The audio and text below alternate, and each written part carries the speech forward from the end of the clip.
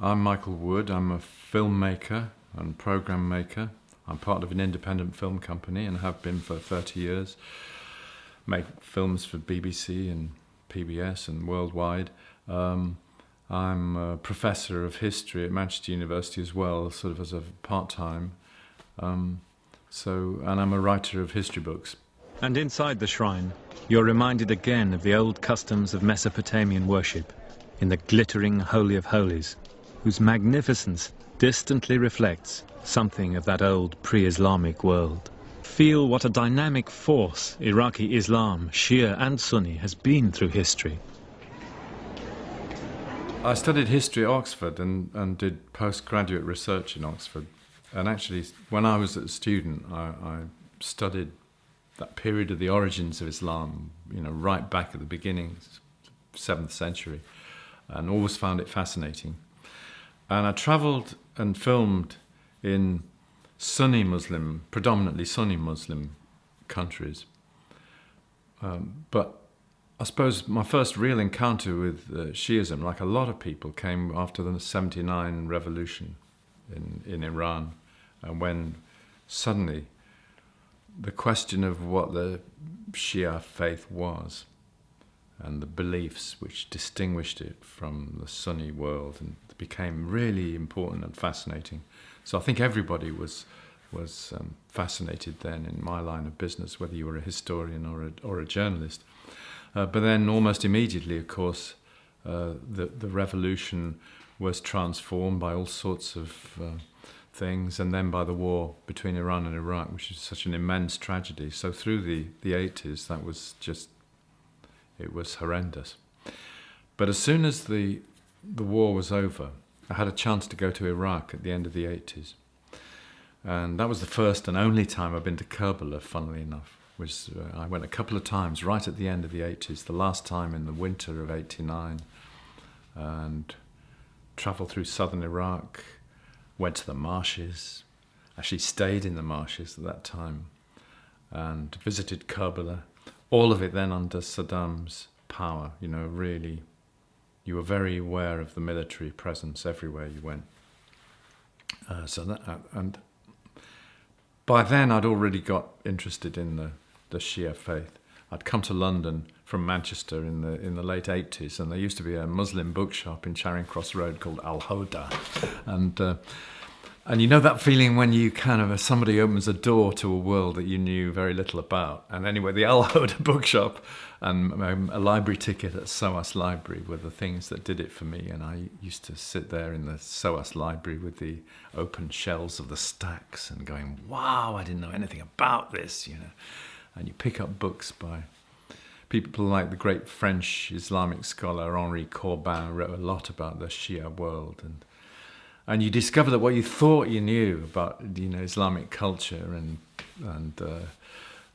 philosophy and all these things, just there's huge gaps. We're all taught things about the great figures in Islamic intellectual history, and what you don't realize is that this tradition carried on through the 15, 16, 17, 18, 1900s with in the Shia world. There's an incredible period of cultural regeneration through that whole period as well. And so I got really hooked on all that stuff, and used to often have to pick them up in French in those days because they weren't available in English translation. But I got really interested in all that. So that was all built up, and then I had a chance to go to the heartland of the Shia, into southern Iraq, and that was really great, even though the circumstances for the Shia at that time under Saddam, of course, was a Sunni ruler with a Sunni minority power over Iraq, as they had been for centuries. It was really, really interesting. And when the 91 war happened and the risings in Iraq, 14 of the 19 provinces rose against Saddam. Imam Khomeini gave his fatwa asking the Iraqi people to commit no acts of violence or revenge, or no looting, no this, behave to your neighbours of whatever faith with justice. It was an incredible moment. And then the Allies allowed the revolt to be crushed. And it was at that point that I got involved with the Shia community in London through the Khoei Foundation.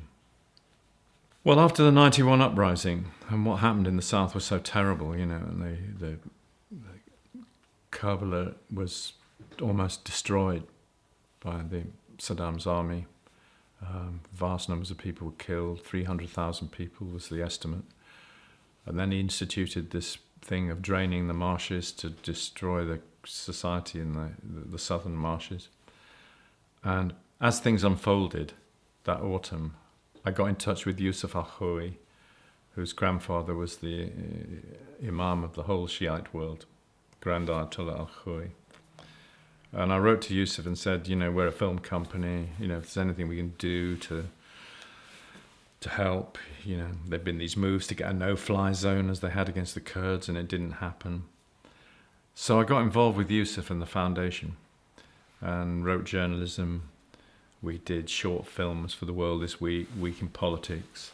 If important figures from the Shiite world came to London, we whizzed them around to the BBC World Service or the Voice of America, all that. People like Hussein Shahristani, who was living in Tehran at that time. And of course, we had a lot of public demonstrations and, big demonstration in Trafalgar Square. Where you met a lot of really great figures, the exiles, famous scholars, Bar al-Ulum and other great people. And women were a very dynamic part of it as well, of course. It was very progressive, it seemed, at that time. And then we made a big film called Saddam's Killing Fields, which was in America was called Saddam's Latest War. And I went to Kurdistan to interview survivors of what had happened in the south who'd got up to Kurdistan. With friends from the foundation. And then Yusuf and I went to Tehran, and we went down to Susangerd, Awaz and Susangerd, and we went into the marshes through the Iranian side. Without permission to actually go into the military zone, but because he was Al-Khoei was his name, it was like a password, and we got through into the marshes, and we interviewed survivors there. And that was a very harrowing time, and the documentary got a lot of awards and was shown many, many times in different places. Even the script was translated into Arabic and circulated in southern Iraq as a sort of bootleg kind of thing, And it was a plea for what was happening in the south to be taken seriously by the Allies, who had betrayed essentially the people of South Iraq in 91. Saddam had a jet on the tarmac to fly to exile in Algeria, I think, and they let him stay in power because the Americans and the Saudis and their allies feared a Shiite majority in Iraq. And of course it was a fatal error. There was a possibility in 91 that a democratic Iraq might have arisen without the terrible suffering that it had endured. So it was a catastrophic error.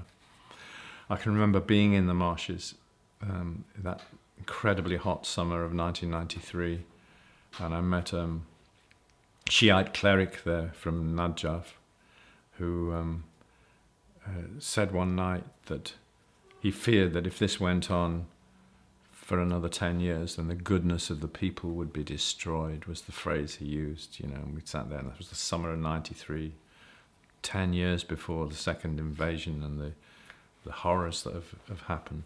So it was a really fatal moment, So all through that period we got, just helping a little bit, sort of publicizing, making films. The films were shown in America. We got an interview with the, White House, and so that's what we were doing. But in the process, I got obviously very close to all my friends in the London Shiite community, and especially with the mosque in Queen's Park, where the Khoei Foundation is. And my wife and I, and sometimes our kids, we'd go to Ashura, it was quite touching actually to see them cooking for Hussein in the streets of Queen's Park, with the great tureens of food that you'd see in Najaf and Karbala, and there it was being cooked in London, and it was tragic time in a way, because I remember one Ashura in the early to mid 90s, around that time, when they'd got black and white photographs of hundreds and hundreds of people, of the families of the exiles in London, all of whom had died under Saddam. And the whole of the great prayer hall in Queen's Park was covered with these photographs, as well as the mosque being hung with black for Hussein, So that was a very tough time. And I wrote the obituaries for some of the leading figures who died under Saddam. Taghi al-Khoui, Garawi, Imam Sadr, al-Khoui himself, of course. Later, Majid, who died under the second invasion. So it was all that was tough, really, for the friends. But what you understood from it as a non-Muslim was that the lamentations that took place in Ashura had an immense emotional intensity. And the lament seemed to be about the fate of the people of Iraq. You were lamenting something that took place in 680 in our calendar, but you were also lamenting the tragedies of here and now. And that was something that I came to understand about what the Shia lamentations were about. Do you know what I mean? So they're about a tragic human destiny in some ways. They transcend any of one faith. And those forms of lamentation are very deeply ingrained, especially in the culture of the Near East, in Jewish culture as well. But of course more than any in the Shia. You're dealing with a really tragic event that took place in real history. A handful of people. I can't remember exactly how many is it. So about 70 people with him. And that 72. And outnumbered by a vast army, and deprived of water, women and children. So it's a tragic, terrible story. And and obviously you learn the importance of that to the Shiite community. And it's a real event, not a mythic event. And of course all Shia will tell you that it's about justice in the end, And I remember people at the time, old people in Queen's Park, saying to me, you would never shake the hand of a tyrant, and all these sort of things. So you learn the importance of that story to the Shiite community, I think. And you also see how that narrative replicates itself in history, and I've met a few communities in my life who are more aware of history than the Shia, because part of your identity comes from history. It's history that you hold on to so powerfully, and so it's like a parable, isn't it?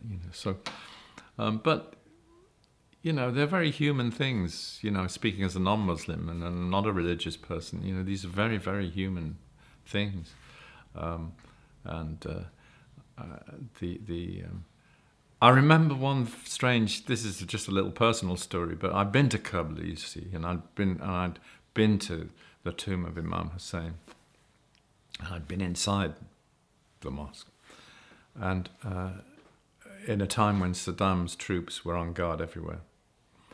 And then I'd sat in London and made the first film, big film we did, and we'd got this incredible footage in Tehran, shot by two brothers from the mosque of Imam Hussein as Saddam's troops closed in. And this is a very, very famous piece of footage now. And we got an original copy of this from Tehran. And you saw the horror of it, and the improvised medical station inside the mosque, and the screaming of the people, and the tanks coming in, and very, very powerful. And you saw also the shattering aftermath of the destruction, shot by an Australian film crew who just ran the cameras. They were allowed in the following month, and they ran the camera in all the way up to the Great Mosque. And you saw the shattered mosque, and every building on that great long approach, that wonderful approach when you walk all the way up to the which is now is filled again with pilgrims onto Ashura. Then it was empty, every building smashed, and the mosque itself, the names of the imams, machine gun, the blood on the walls, the whole thing. It was an incredible vision.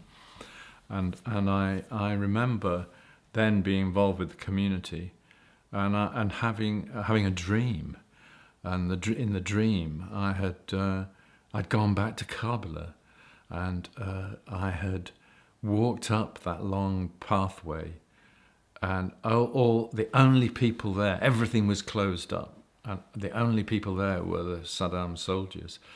And I was ushered in a long, circuitous route to come into the mosque, which had been restored but was kind of empty and sealed off, And I went almost to the heart of the mosque, but didn't get to the tomb. And then I could hear some commemoration was still happening, as if the life of the mosque had not been destroyed. But then I was ushered away on a circuitous route away and out along a long passageway in which I realized the whole of the Karbala was now surrounded by water, as if it was on an island in a lake, And I wasn't allowed to go to the center in my dream. And I remember feeling a kind of desire to go to lament, because of the tragedies that we'd seen. And I remember Shiite friends of mine saying, the hidden imam has come to you in a dream, and we all kind of laughed about it sitting in a bar in Tehran, But these things have powerful effect, you see, because it was an immense tragedy.